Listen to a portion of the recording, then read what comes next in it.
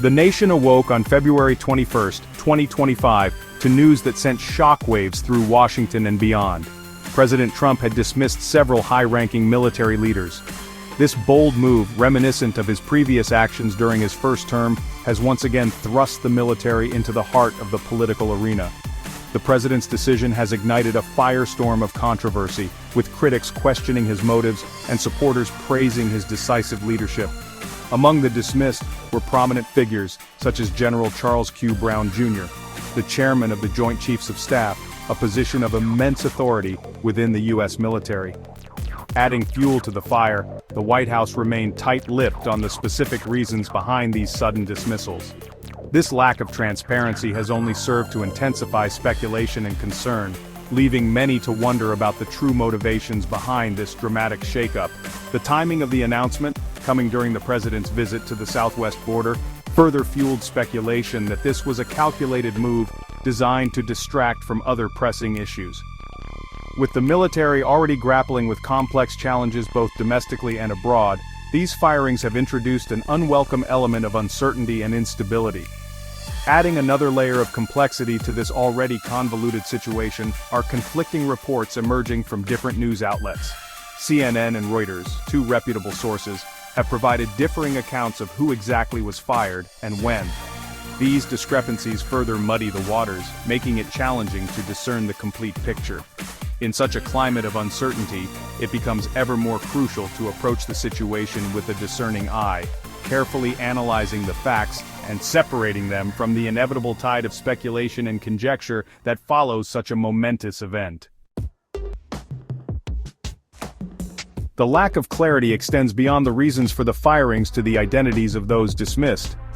While CNN reported the removal of General Brown, Admiral Lisa Franchetti, and General James Slife, Reuters offered a different list, naming General Mark Milley and Admiral Michael Gilday as those ousted.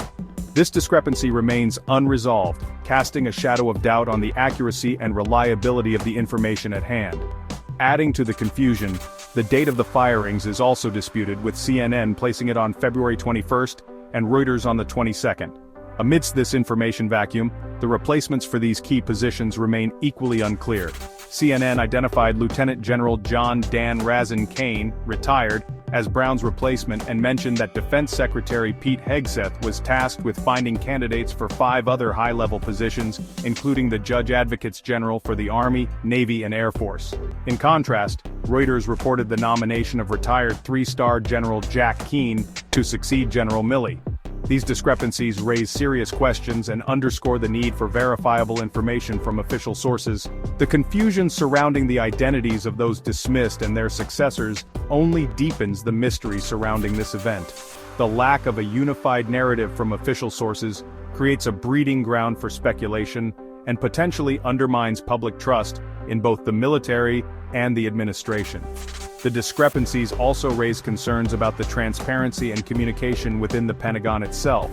Is there a deliberate attempt to obfuscate the facts, or is this merely a case of miscommunication and bureaucratic bungling?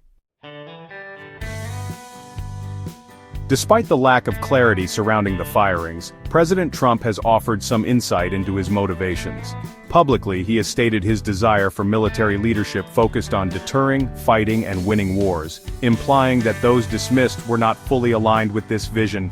This statement, however, does little to quell the storm of speculation. Critics argue that it is a thinly veiled attempt to install loyalists within the military ranks, individuals who will not challenge his authority or question his judgment. This has led to accusations of Trump attempting to politicize the military, a deeply concerning prospect for a nation that prides itself on civilian control of the armed forces. Adding fuel to the fire are the pronouncements of Defense Secretary Hegseth, a staunch Trump ally. In his 2024 book, Hegseth was openly critical of Admiral Franchetti, labeling her a DEI hire and implying that her appointment was based on diversity quotas rather than merit. This statement, coupled with the dismissals, has been interpreted by some as a direct attack on diversity and inclusion efforts within the military.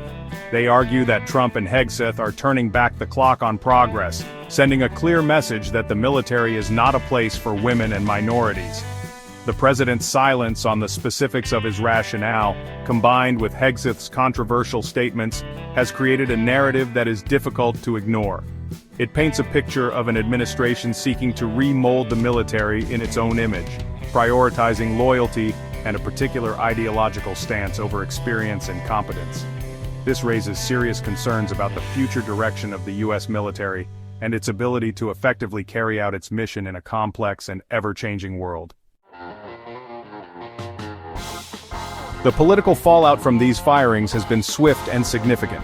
Democrats have condemned the move, calling it a blatant attempt to purge the military of anyone who dares to disagree with the president.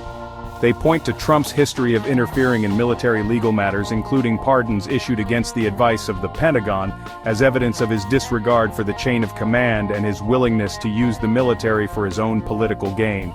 This latest move, they argue, is simply a continuation of that pattern, a dangerous escalation that threatens to undermine the very foundations of American democracy.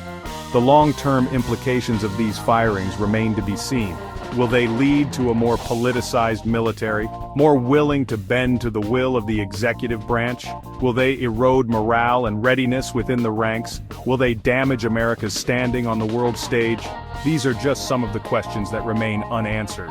What is clear, however, is that President Trump has once again thrown a grenade into the heart of the American political establishment. Only time will tell what the full extent of the damage will be.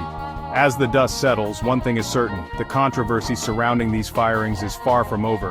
The discrepancies in reporting, the lack of transparency from the administration, and the profound political implications ensure that this issue will continue to dominate headlines for the foreseeable future. Until the air is cleared and the truth is revealed, the American people are left to grapple with uncertainty and a growing sense of unease about the state of their nation's military.